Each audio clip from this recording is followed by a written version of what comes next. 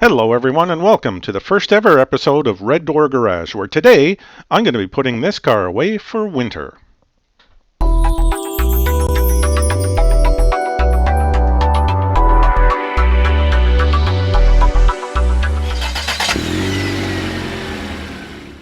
When the temperature starts dropping, it's only a matter of time before the roads are covered in salt. In this two-car garage, I've been storing this motorcycle for years during the winter, but this is the first time I will be storing a car right in front of it. But the process begins the day before, where we've just come back from our last drive of the fall. The car has a 12-gallon fuel tank, so I'm adding a little over 6 ounces of fuel stabilizer. I add the fuel stabilizer in the tank first, and then I fill the tank all the way up to the top. Doing this helps prevent moisture from forming in the tank. Since it's too late in the day to start working on the car, I figured I'd give it its last bath of the season. That way it'll be nice and dry for me to start working on it in the morning. A lot of people have recommended waxing the car as well, but this particular vehicle has had the paint protection film applied, so at this point in time I'm not going to put the wax on top of that. I'm just going to use the foam and rinse it clean.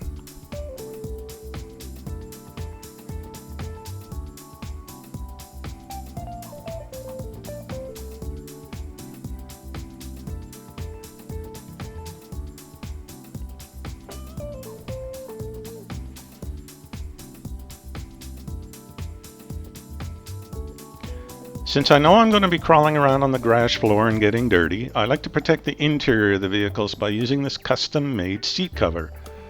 My mother-in-law made this for me by sewing together 2 long beach towels. There's a little pocket at the very top that she's sewn in that allows me to hook it right over top of the headrest and tuck it in all the way down to the floor. It works great. Thanks, Mom. In order to access some of the tools on the wall, I have to move the motorcycle out of the way. The bike is sitting on a dolly that I built out of 2x4s and 2x6s. It's quite handy to move the bike back and forth, but today I need the bike completely out of the way, so I'm just going to move them both into the driveway.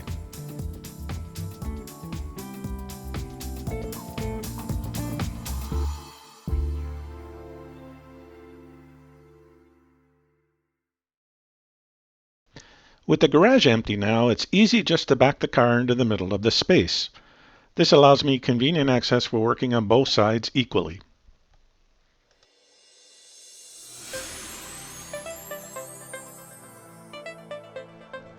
The first step in lifting the car is to lay down sheets of 1/4-inch plywood in between the wheels.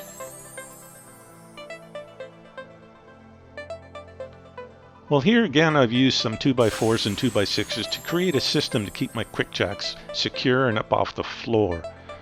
I've seen people on YouTube use chains to secure them to the wall, but I prefer the Velcro straps. They just don't scratch the metal as the chains would. The straps are easy to use and plenty strong enough to keep 160 pounds of Quickjacks from falling down on my motorcycle. The reason I lay down the 1/4-inch plywood first is because my garage floor has the same surface as a 20 grit sandpaper. Not only does it make moving the jacks around easier, it also prevents the paint surface on the bottom from being scratched off.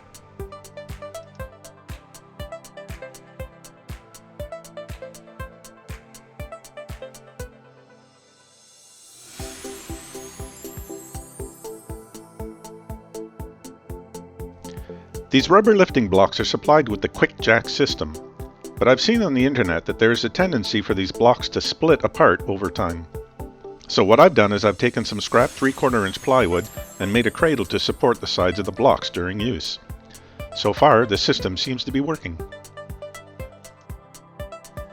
The first short lift is just to make sure that the lifting blocks align with the jacking points on the bottom of the car. With the weight of the vehicle still on the tires, I'm going to start removing the wheel nuts. I'm doing a tire rotation, which on this car is just basically moving the front wheels to the back and the back wheels to the front. So I just repeat this on all 4 corners.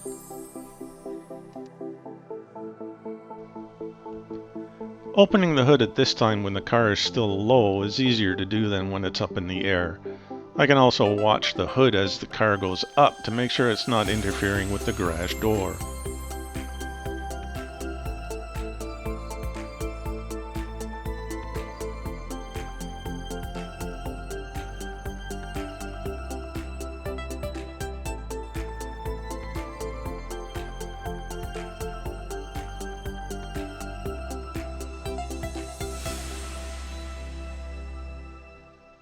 Once the car is in the fully up position, I give it a good shove just to make sure everything's nice and secure. And this is what I'm going to be using to do the oil change with. I've had German engineered cars in the past that recommend the Castrol Edge. I'm not sponsored. I just use this in everything I drive. This is the second oil change that I've done on this vehicle. The first one I've done at 3,057 miles.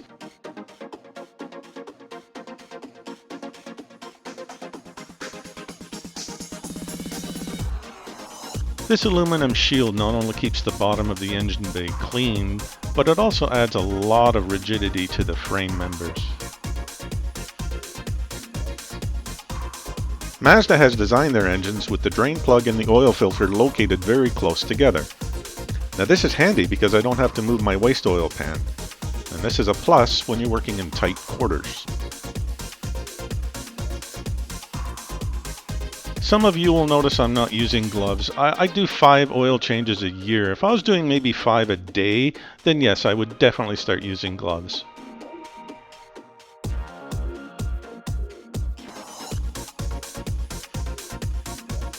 While the oil is draining, now is a good time to finish up the wheel rotation.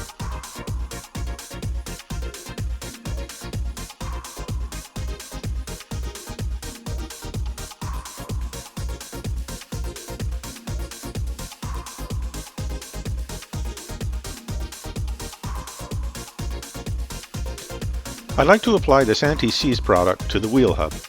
I've never had a wheel freeze on from rust on any of the vehicles that I've owned in the past. But it is very important to note not to get any of this paste on the threads of the studs. It's very difficult to get a proper torque setting with this stuff on the threads.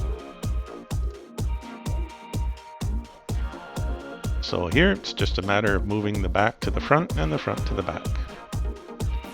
We'll wait till the vehicle's down on the ground to torque them to the proper spec.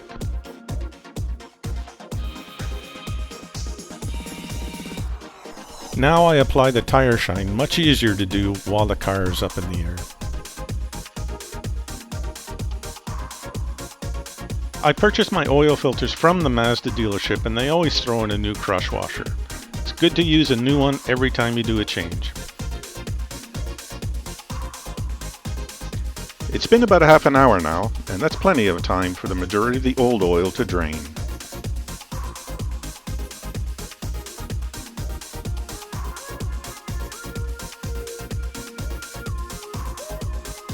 When tightening up the drain plug, it's not necessary to use Herculean strength, just make sure it's snug enough. What I'm doing here now is just making sure that the oil filter housing is nice and clean.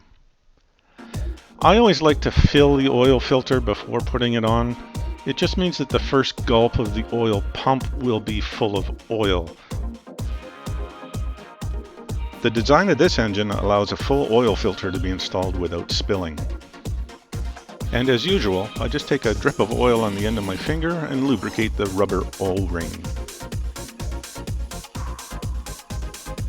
The instructions call for an extra 3/4 turn after the gasket meets the metal surface. Just hand tight is fine, we don't want to be fighting with it for the next oil change.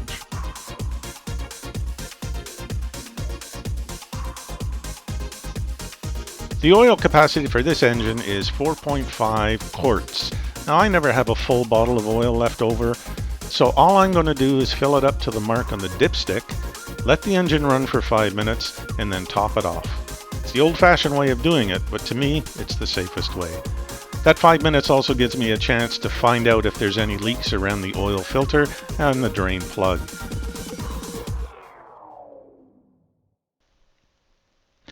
I don't know what the actual torque specifications are for these.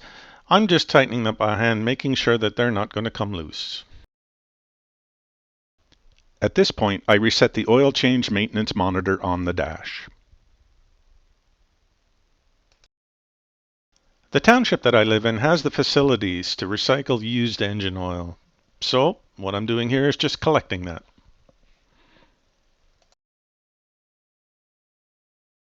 The design of this oil pan is hard to get all the oil out, so what I do is I hang it upside down and I let it drip for about 2 days. That seems to get most of it.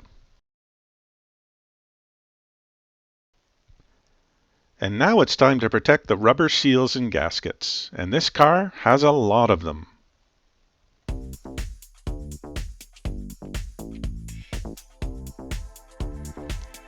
I'm working from the front to the back of the vehicle, starting in the engine bay. I picked up a rubber conditioning product and a handy applicator at my local auto parts store. I'm taking my time because this is an important part of the process.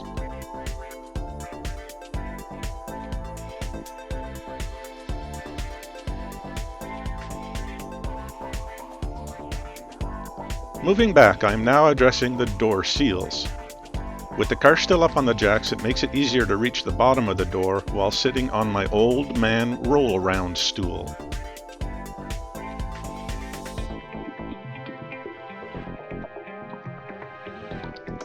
Moving further back, this small section has the most seals on the car. The B-pillar you see here is responsible for sealing the door glass and the complete roof structure. The design of this applicator allows me to apply the conditioner into all the nooks and crannies easily. With the roof in its partially open position, I can reach all the interior roof and glass gaskets.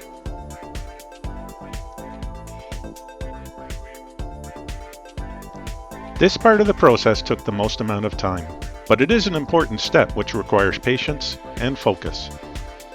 I took care to condition all the seals I could find, including the trunk.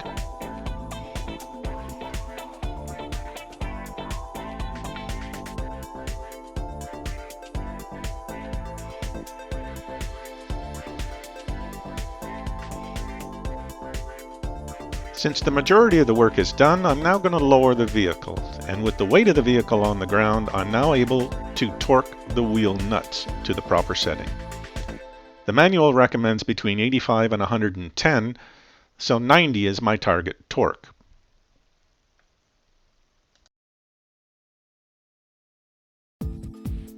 There are only 4 glass surfaces on the car, so now I'm just going to take the time and use my favorite glass cleaning product to make sure both inside and outside are clean.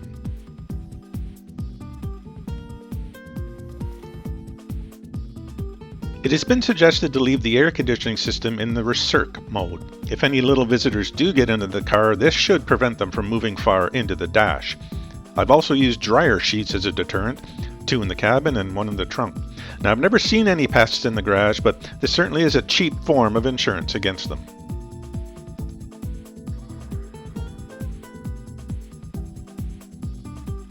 My garage is not heated, so ensuring the coolant will protect against freezing is important. Temperatures inside the garage will get quite low, so checking this now means I won't have to worry all winter long. What is in it? Still the factory original coolant from Mazda. It is very rare that the ambient temperature will reach this low, so I should be protected. Next on the list are the tires, and here we see the maximum tire pressure is 51 psi, so my target will be around 47. I've moved the vehicle outside into the sun where it's a little easier to do this. I've got more room to move around and I can read the gauge. Now the target again was 47. This is just to help prevent flat spots from forming. According to the gauge here, I'm at 47.2. That is good enough for government. And now it's just a matter of moving around and repeating the process on all 4 corners of the car.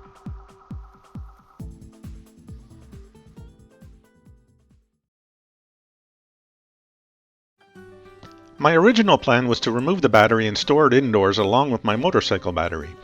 That way I can monitor the charging process of both, but it was suggested by Mazda service not to remove it, as it could interfere with the various sensors and electronics of the car. Here I have purchased a new charging unit that has the capability of maintaining the battery for the winter. Now I must admit, this is one of the best packaged products I've ever purchased. Hopefully the product will perform just as well as it's been boxed.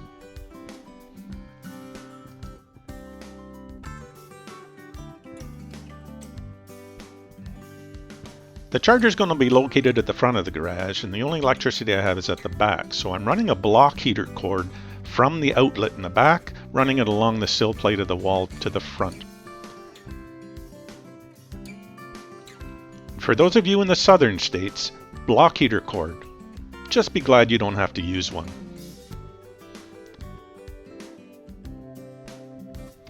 I've made this angled attachment port for the charger's head unit to allow me to monitor the charging lights from the garage interior door.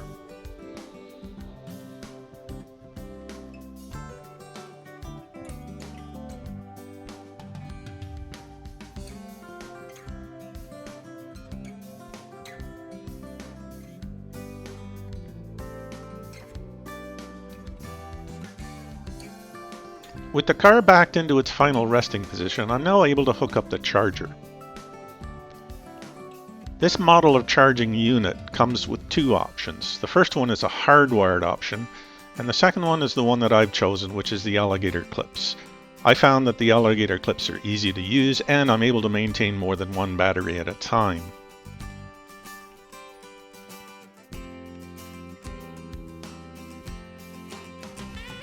Here I'm just snaking the wires through the engine bay.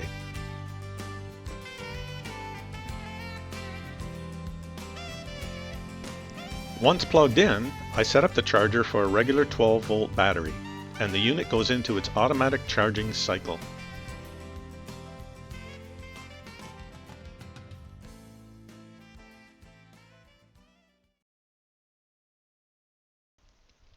A few weeks ago I started building some riser blocks in my workshop, again with some scrap 2x3s and some 1-inch joist material I had lying around. I've used this material before to make other important items for my garage.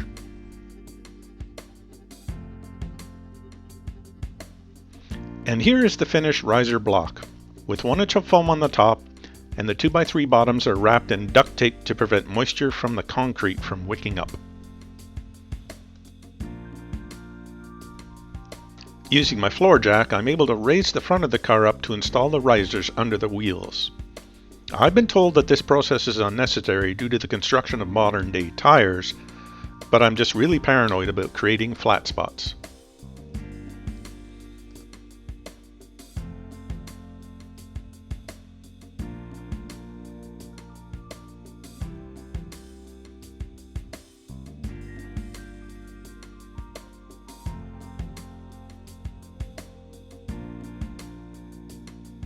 The rear of the car ended up being farther away from the wall than I was hoping, so with the car on the floor jack I was able to close the gap. It looks more awkward than it was, but this extra space gained allows me more room in the garage for the other car, as well as moving the snowblower in and out.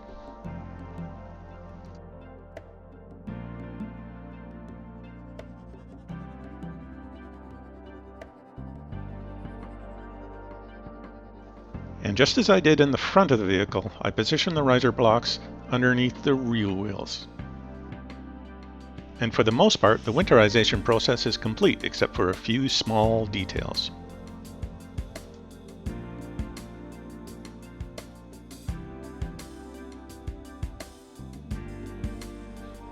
With the motorcycle back on the dolly, you can see just how easy it is for me to move it back into its position.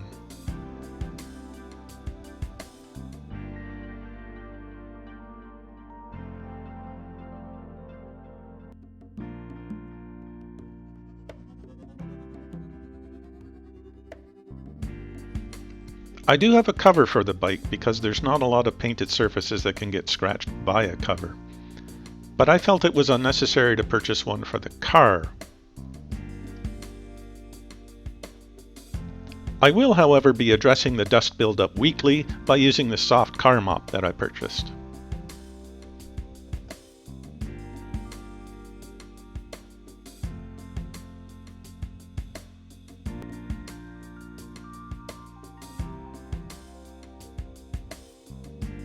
And with that, I'll let the battery charger do its thing all winter long, and I'll see you guys back here in the springtime.